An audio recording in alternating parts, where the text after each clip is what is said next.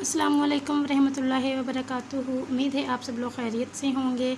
आज की इस वीडियो में हम लोग करेंगे MTS 646 के जितने भी फाइनल टर्म का सिलेबस है उनका इम्पोर्टेंट फार्मूलाज। इसके जितने भी फार्मूलाज हैं लेक्चर नंबर 23 में या 25, 24, 26 से जितने भी फार्मूले हैं सारे मैंने नोट डाउन कर लिए हैं। इंशाल्लाह मैं सबका आपको वन बाय वन बताऊंगी कि इन फार्मूलों को आपने कैसे प्रिपेयर करना है, कैसे आपके यहाँ से लॉन्ग एंड शॉर्ट बनते हैं। इसका जो भी पेपर होता है मैंने आपको फर्स्ट ऑफ ऑल ये बताया था कि इसका मेगा फाइल से आता है। इसका जिस तरह मिड टर्म का पेपर आपका फाइल से आया है इसी तरह इसका फाइनल का पेपर भी फाइल से ही आता है। पर फिर भी आपको जितने भी इसके फार्मूलाज हैं ये सारे आपको अपने फिंगर टिप पे आने चाहिए ताकि आपके पेपर में किसी भी मेथड से कोई भी क्वेश्चन आ जाए तो एटलीस्ट आप फार्मूला लिख सकें। बाकी इनके मेथड भी बहुत ईजी हैं। सिंपल आप फार्मूला लिखेंगे, आपने वैल्यूज़ वगैरह पुट करनी होंगी। सिंपल मेथड है इनके और मेथड मोस्टली रिपीट भी हो रही हैं। मतलब एक टॉपिक है जैसे कि यहाँ पे जैकोब्स इटरेटिव मेथड है, इसी तरह का इसको सॉल्व करने का जो मेथड होता है उसमें बिल्कुल थोड़ा बहुत चेंज अगर हम कर दें तो गैस सीडल मेथड ये एक होता है, वो इन दोनों का मेथड सेम है। इन दोनों से रिलेटेड कोई भी क्वेश्चन आ जाए तो सिर्फ थोड़ा सा चेंज है इन दोनों में, बाकी ऑलमोस्ट जितनी भी स्टेप्स हैं वो सेम है। तो ये इस तरह के क्वेश्चन हैं। तो ये जस्ट आप अगर इनके फार्मूलों को समझ लें कि इनके फार्मूलाज को कैसे प्रिपेयर करना है, इनमें क्या डिफरेंस है, तो ये आप इंशाल्लाह आपको करने में बहुत ज़्यादा आसानी हो जाएगी। चलिए स्टार्ट करते हैं। लेक्चर नंबर 23 में ये जो डिफरेंट फार्मूले हैं ना आपके ये जस्ट डॉट फ्रैंक मेथड, इनका सिर्फ आपको यही आ सकता है कि आप इनको स्टेट कर दें, मतलब इसको राइट कर दें। इसके अलावा इनसे रिलेटेड शॉर्ट क्वेश्चन या लॉन्ग क्वेश्चन आना ये मुश्किल है क्योंकि इसका जो मेथड है वो काफ़ी ज़्यादा लेंथी है। बाकी इसके लेक्चर लाजमी लीजिएगा, लेकिन ये है कि इसके फार्मूले को अच्छे से प्रिपेयर करना है आपने। ये जो स्टार्ट वाले 2-3 फार्मूले हैं सिर्फ ये मुश्किल हैं, बाकी लेक्चर नंबर 29 से ऑनवर्ड जितने भी आपके फार्मूले हैं ना वो सारे बहुत ज़्यादा इजी हैं। जस्ट स्टार्ट वाले टॉपिक्स हैं जिन पर आपको जिनके फार्मूलों को प्रिपेयर करने में आपको थोड़ी सी एफर्ट लगेगी, बाकी इंशाल्लाह आप लोग वैसे ही कर लेंगे। अब इसका ये फार्मूला है जिसमें ये है TIN+1 is equal to TIN plus alpha del t over del x square TI-1 into n minus 2 TI into n plus TI+1 into n. मतलब ये सिंपल अगर आप देखें ना तो अगर आप इसको एक बार भी लिख लें तो दूसरी बार आप इसको खुद लिख सकते हैं, ये इतना ज़्यादा ईजी है।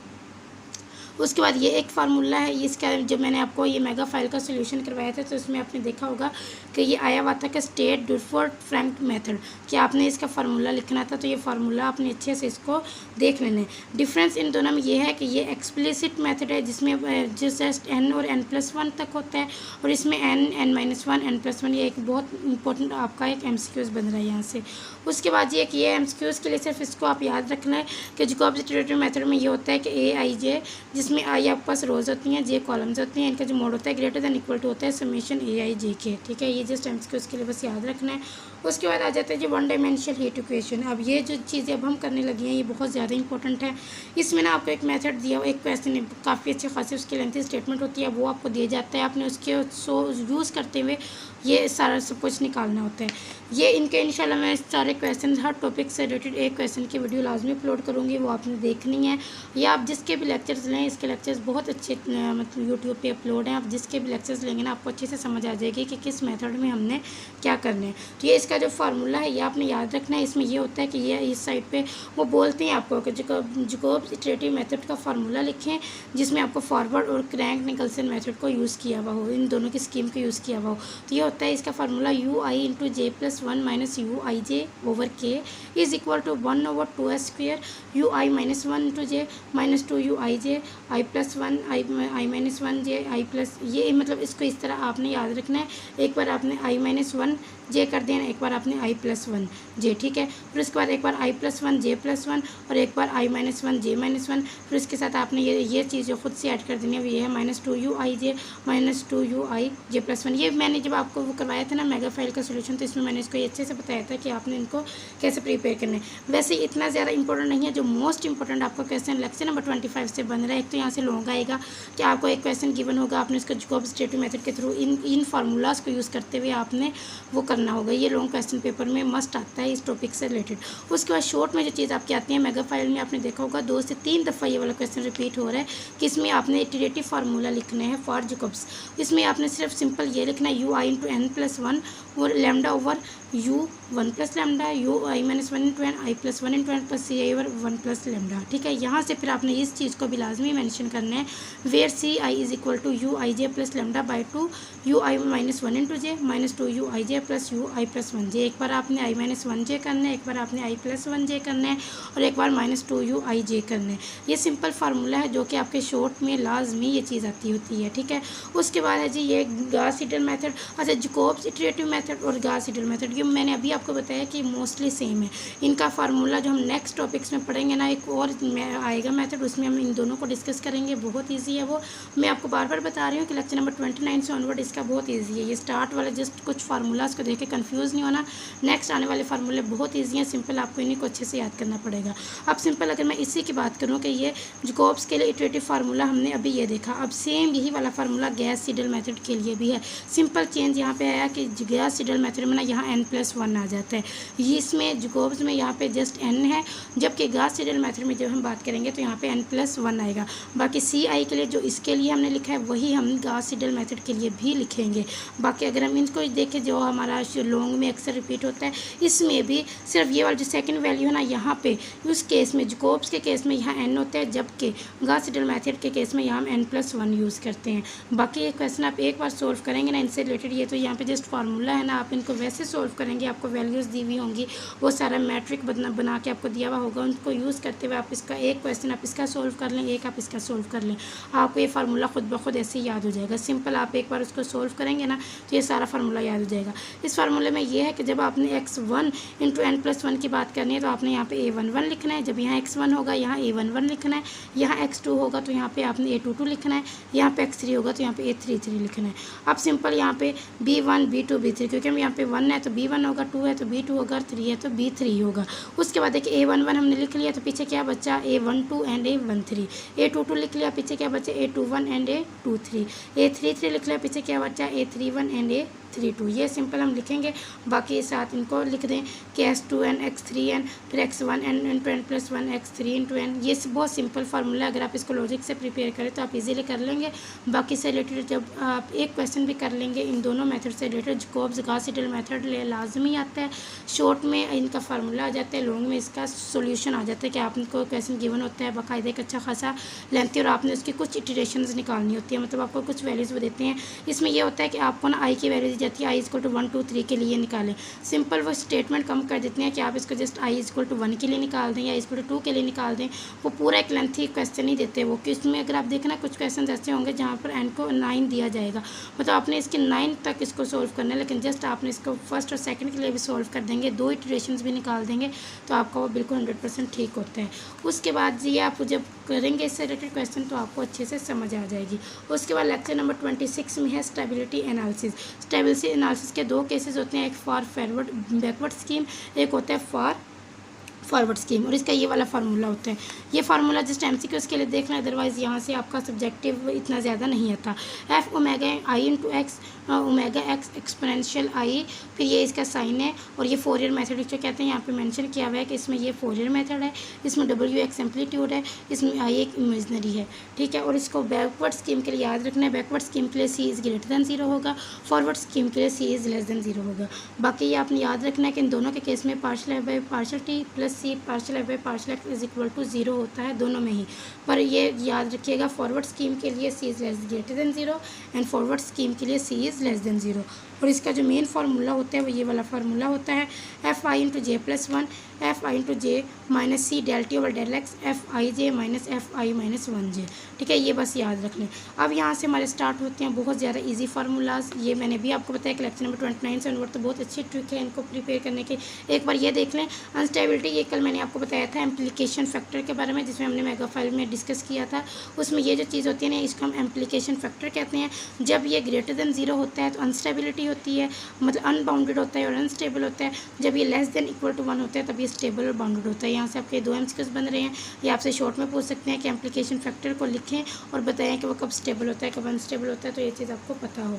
अब आ जाते हैं जी, इसमें हम लेक्चर नंबर 29 से ऑनवर्ड बहुत ज़्यादा ईजी है। इसमें सिंपल जो हमने डिस्कस किया था मेगा फाइल में स्टैंडर्ड 5 पॉइंट फार्मूला, वो हमने देखना है। स्टैंडर्ड 5 पॉइंट, इसमें ना 2 केसेस होते हैं, एक होता है लेप्लास डायमेंशियल इक्वेशन, एक होता है पॉइजन डायमेंशियल इक्वेशन। ठीक है। इन दोनों केसेस में आपने फ़र्क याद रखना है। फ़र्क पहले मैं आपको बता देती हूँ। फ़र्क ये होता है, जो पॉइजन इक्वेशन होती है ना, उसमें राइट साइड पे कोई भी एक फंक्शन होता है, जबकि जो लेप्लास इक्वेशन होती है उसके राइट साइड पे ज़ीरो होता है। तो ये आपने डिफरेंस याद रखना है, इसके राइट साइड पे ज़ीरो और इसके राइट साइड पे कोई भी एक फंक्शन होगा।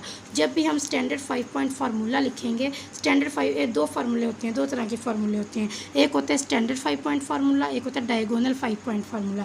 सबसे पहले आपको ये दोनों फार्मूले लिखने आने चाहिए। फिर आपको अब ये जो हम लिख रहे हैं ना, वो लेप्लास के लिए लिख रहे हैं। लेप्लास के लिए स्टैंडर्ड 5 पॉइंट फार्मूला और लेप्लास के लिए डायगोनल 5 पॉइंट फार्मूला। और लेप्लास के केस में क्या होता है, ज़ीरो होता है राइट साइड पे। तो हम ये वैल्यू सारी इधर ले आते होते हैं। इसमें आपने सिंपल ये याद रखना है, स्टैंडर्ड 5 पॉइंट फार्मूला WIJ 1/4। एक बार आपने I-1 करना है, एक बार आपने I+1 करना है। फिर आपने I को ऐसे लिखना है J-1 और J+1। मतलब एक बार J को यूँ ही रखना है, I-1 I+1 कर देना है, और एक बार I को यूँ ही रखना है, J-1 J+1 कर देना है। ये होता है स्टैंडर्ड 5 पॉइंट फार्मूला। और डायगोनल या रोटेटेड 5 पॉइंट फार्मूला में ये होता है, एक बार I-1 J-1, I+1 J+1, I+1 J-1, I-1 J+1। ये इस तरह का फार्मूला होता है, ठीक है। ये होता है स्टैंडर्ड 5 पॉइंट फार्मूला और ये होता है डायगोनल 5 पॉइंट फार्मूला। इसको सिंपल जब भी हम लिखते हैं ना, मैं आपको इसका एक और मेथड बता देती हूँ, क्योंकि मैंने अभी आपको बताया कि हम लेप्लास इक्वेशन के लिए लिख रहे हैं। लेप्लास इक्वेशन के राइट साइड में हमेशा ज़ीरो होता है। तो ज़ीरो हम जब भी ये ज़ीरो इस फॉर्म में होता है कि आप इस W4 को उठा के आप यहाँ ले जाते हैं, ये हो जाता है 4I × J, ठीक है। और यहाँ पे अब आपके पास क्या बचेगा, ये प्लस, ये सारे प्लस में, तो ये जब इस साइड पे आएंगे, सॉरी ये माइनस है, जब ये इस साइड पे आएंगे तो सारे क्या हो जाएंगे, माइनस के हो जाएंगे। I-1 × J, सॉरी ये भी माइनस का होगा, ये सारे यहाँ इस साइड पे आके क्या हो जाएंगे, माइनस के हो जाएंगे। I-1 × J, I+1 × J, फिर I × J+1, फिर I × J-1। अब यहाँ पे आ गया ज़ीरो। अब देखें ये बन गया लेप्लास। ये भी बिल्कुल ठीक फार्मूला है। ये अगर आप इसको इस फॉर्म में लिख देना तो ये भी बिल्कुल ठीक फार्मूला है। ये है इसका स्टैंडर्ड 5 पॉइंट फार्मूला। अगर आप इसको इसमें चेंज कर दें, I-1 × J-1, I+1 × J+1, या I-1 J+1 I-1 J+1, इस तरह भी इसको लिख दें = 0 करके, तब भी ये लेप्लास इक्वेशन का ही फार्मूला होगा। अब हम करेंगे बात पॉइजन इक्वेशन की। पॉइजन इक्वेशन में होता यही है, बिल्कुल सेम यही वाला फार्मूला होता है, लेकिन वो ना बस यहाँ पे माइनस को कॉमन करके यहाँ पे, तो यहाँ पे अंदर प्लस कर देते हैं, ठीक है। यहाँ पे उन्होंने बाहर माइनस को कॉमन ले लिया ना ब्रैकेट के बाहर, तो अंदर वो प्लस कर देते हैं। एक ये चेंज होता है। दूसरा चेंज ये होता है कि यहाँ पे ज़ीरो नहीं होता पॉइजन इक्वेशन में। पॉइजन इक्वेशन में यहाँ पर वो कोई भी एक वो फंक्शन होता है, जैसे S² Fx × y, इस तरह का कोई भी एक फंक्शन होगा। वो अभी मैं आपको दिखा देती हूँ, ठीक है। अच्छा, ये मैंने एक बनाया था, ये इसलिए बनाया था मैंने कि आपको दिखा सकूँ कि स्टैंडर्ड 5 पॉइंट्स फार्मूला में ये हम वैल्यूज़ वगैरह कैसे पुट करते हैं। देखें इस तरह होता है आपके पास, ये होता है U00, ये U10, 20, 30, U40। मतलब यहाँ पे 00, 10, 20, 30, 40। यहाँ पे I की वैल्यू होगी पर J की वैल्यू 0 होगी। इस साइड पे I की वैल्यू 0 होगी, मतलब रो 0 होंगे, कॉलम की वैल्यू आएगी 01, 02, 03, 04। ये जो ये वाली साइड है, ये वाली, ठीक है। ये होती है यहाँ पे U11, U22, U33, U44। अब यहाँ पे ये होती है, बाकी इनको लिख लें। U10 है, यहाँ पे U20, U10 है, U10 है, U11, U12, U13, U14। ये U21, U22, U23, U24, U31, U32, U33, U34, फिर U41, U42, U43, U44। इस तरह हम इसको लिखते हैं। अब आपने क्या करना होता है, सिंपल आपको कोई भी क्वेश्चन गिवन होता है, ये आपने इस फार्मूले को लिख के ना, वो आपको खुद बताते हैं कि आपने 5 पॉइंट फार्मूला यूज़ करना है, डायगोनल 5 पॉइंट फार्मूला यूज़ करना है। वो आपको ये भी बताते हैं कि लेप्लास इक्वेशन है आपके पास, या पॉइजन इक्वेशन, कोई भी इक्वेशन होगी, आपने सिंपल आपको वैल्यूज़ कुछ दी होंगी, कुछ आपने इनको देखते हुए निकालनी होंगी। यहाँ पे वैल्यूज़ पुट करनी होंगी, जो भी वो आपको बोलेंगे ना, या जैसे बोलेंगे U11 निकालें, U11 के लिए आप I की जगह भी 1 और J की जगह 1 करके यहाँ पे ये सारी निकालेंगे। फिर जो आपके पास नंबर, जैसे अब यहाँ पे अगर मैं करूँ U11 है, ठीक है, U11, तो यहाँ पे U11, यहाँ पे I-1, ये मतलब 0, I1 - 1 क्या हो जाएगा 0, और J की जगह क्या आ जाएगा 1, तो ये हो जाएगा 01। तो U01 की वैल्यू आपके पास होगी, और इस तरह बाकी सबकी वैल्यूज़ होंगी, आप पुट करेंगे और आप आंसर निकाल देंगे। सिंपल, ये बस आपने, वो आपको ये भी बताएंगे लेप्लास है, पॉइजन है, कौन सी है, ये भी बताएंगे कि स्टैंडर्ड 5 पॉइंट फार्मूला यूज़ करना है, डायगोनल 5 पॉइंट फार्मूला यूज़ करना है। वो जो भी बोलेंगे आपको इस तरह बना के ना, उसको ये मैं आपको बाकायदा एक मेथड बताऊंगी इंशाल्लाह, बना के आपने इसको वैल्यूज़ को निकालना होगा, पुटिंग करनी होगी, तो आपको क्वेश्चन सोल्व हो जाएगा। उसके बाद जी ये यहाँ तक हमारा हो चुका है। अब हमने ये मैंने भी आपको बता दिया। अब हम पॉइजन इक्वेशन की बात करेंगे। लेप्लास इक्वेशन हमारी यहाँ पे एंड होगी। मैंने इसको इस फॉर्म में भी लिखने का तरीका भी बता दिया आपको, और इस फॉर्म में लिखने का तरीका भी बता दिया। ये वाला फार्मूला भी बिल्कुल ठीक है, और ये इज इक्वल टू 0 करके जो हमने किया है ये फार्मूला भी बिल्कुल ठीक है। अब बात करते हैं पॉइजन इक्वेशन की। स्टैंडर्ड ये फिर से एक बार 5 पॉइंट फार्मूला को, ये लेप्लास इक्वेशन को इस तरह लिखा है। अच्छा, एक और बात आपने लाजमी याद रखनी है कि जब भी हम स्टैंडर्ड 5 पॉइंट फार्मूला लिखते हैं ना लेप्लास इक्वेशन के लिए, आप इसके दो केसेस होते हैं। एक केस होता है जब h is equal to k होता है, एक केस होता है जब h is not equal to k होता है। जब h is equal to k होता है तब हम उसको कहते हैं यूनिफॉर्म, जब h is not equal to k होगा तब हम उसको बोलेंगे नॉन यूनिफॉर्म, ठीक है। और इसमें थोड़ा सा चेंज आ जाएगा। जब भी हम यहाँ पर हम लेप्लास इक्वेशन की अभी बात कर रहे हैं, कन्फ्यूज़ नहीं होना, लेप्लास की बात कर रहे हैं। लेप्लास में दो केसेस हैं, और ये पॉइजन में भी आएंगे दोनों केसेस। एक बार h is equal to k, एक बार h is not equal to k. जब h is equal to k लिए लिखेंगे ना, वही वाला फार्मूला जब हम पढ़ के आए हैं वही फार्मूला होगा। लेकिन जब हम h is not equal to k की बात करेंगे ना, यहाँ पे हम एक और टर्म ऐड कर देंगे, h²/k² + 1, ठीक है। और यहाँ पे हम 2 कर देंगे। ये बात याद रखनी है। जब आप non uniform h is not equal to k लिए फार्मूला लिखेंगे, यही लेप्लास इक्वेशन का स्टैंडर्ड 5 पॉइंट फार्मूला, तो आपने याद रखना है कि आपने वहाँ पर एक ये टर्म ऐड लाजमी करवानी है, ठीक है। और यहाँ पे ये टर्म ऐड नहीं होती जब h is equal to k होगा। अब हम आ जाते हैं पॉइजन इक्वेशन पे। पॉइजन इक्वेशन पे एक तो बात ये याद रखना है कि यहाँ पे राइट साइड पे 0 नहीं होगा। दूसरा, वो इसी तरह हम इसको पहले h is equal to k लिए लिखेंगे, फिर हम इसको h is equal to not k लिए लिखेंगे। यहाँ पे अगर आप देखें ना, h is not equal to k लिए हमने बिल्कुल यही वाला फार्मूला लिख लिया, ठीक है। जो हमने यहाँ पे लेप्लास के लिए h is not equal to k का फार्मूला लिखा था, वही फार्मूला पॉइजन इक्वेशन में h is not equal to k लिए लिखना है। लेकिन याद रखना है यहाँ पे 0 था, पर यहाँ पे हम ये लिखेंगे, ठीक है। उसी तरह जब h is equal to k लिए लिखेंगे तब आपका यहाँ पे बाकी तो ये वाला सारा बिल्कुल वही होगा, लेकिन यहाँ 0 नहीं होगा, क्योंकि लेप्लास में 0 होता है, पॉइजन में 0 नहीं होता। और हम पॉइजन के लिए निकाल रहे हैं। पॉइजन के लिए फ़र्स्ट केस ये है, जो कि यहाँ पे वही उसी तरह होगा जैसे यहाँ पे, और यहाँ पे फंक्शन होगा। और इसमें भी h इज़ इक्वल टू के केस में भी यहाँ पे 0 था, लेकिन यहाँ पे कोई एक फंक्शन होगा। ये आपका यहाँ तक हो गया। उसके बाद ये नॉन यूनिफॉर्म ग्रिड पॉइंट, ये नॉन यूनिफॉर्म, ये मैंने भी आपको बताया कि ये वही चीज़ उन्होंने फिर से लिखी हुई है, ठीक है। और ये आपने फंक्शन यहाँ पे याद रखना है कि यहाँ पे फंक्शन आएगा, और ये फंक्शन होगा -h² Fij। उसके बाद आ जाते हैं जी लेक्चर नंबर 38 पे। इसमें diagonal and 5 point formula for Laplace equation अभी पढ़ के आए हैं। एक बार आपने h is equal to k लिए लिखना है, एक बार आपने h is not equal to k लिए लिखना है। ये अभी मैंने आपको बताया लेप्लास में दोनों साइड पे 0 होता है, और इसको हम इस फॉर्म में भी लिख सकते हैं, इस फॉर्म में भी लिख सकते हैं। दोनों फॉर्म में मैंने अभी आपको बताया। यहाँ पे देखें, इस फॉर्म में भी अभी हमने इसको लिखा था, और फिर मैंने आपको इस फॉर्म में भी अभी लिखना सिखाया कि इज़ इक्वल टू 0 के फॉर्म में कैसे लिखना है। ये कौन सा फार्मूला? Standard 5 point formula. फिर हमने उसके बाद दूसरा किया था, इसको डायगोनल 5 पॉइंट फार्मूला भी कहते हैं, और इसका एक और नाम होता है रोटेटेड 5 पॉइंट फार्मूला, ठीक है। इन दोनों के केस में बस थोड़ा सा चेंज होता है, और उस चेंज को देखते हुए आपने इन दोनों का वही फार्मूला राइट करना है जो हम पीछे पढ़ के आ चुके हैं। ये फिर से रिपीट हो रहा है। अब आ जाते हैं जी गास सीडल मेथड में 5 पॉइंट फार्मूला कैसे लिखते हैं। गास सीडल मेथड में और जकोब्स मेथड में, इन दोनों मेथड का नेम आपने याद करना है। इनमें अभी हमने उसी तरह 5 पॉइंट फार्मूला लिखना है। सिंपल इतना सा चेंज है कि गास सीडल मेथड में आपने क्या करना है ना, जब आपने i-1 इंटू जे और i इंटू जे -1, मतलब एक बार आपने i-1 और एक बार j-1, जब आप ये दो वाला ओमेगा लिखेंगे ना, आपने ऊपर n+1 लिखना है। और जब आप i+1 और j+1 ये लिखेंगे तो आपने छोटा सा ऊपर n लिखना है। सिंपल मैं एक बार फिर से रिपीट कर देती हूँ।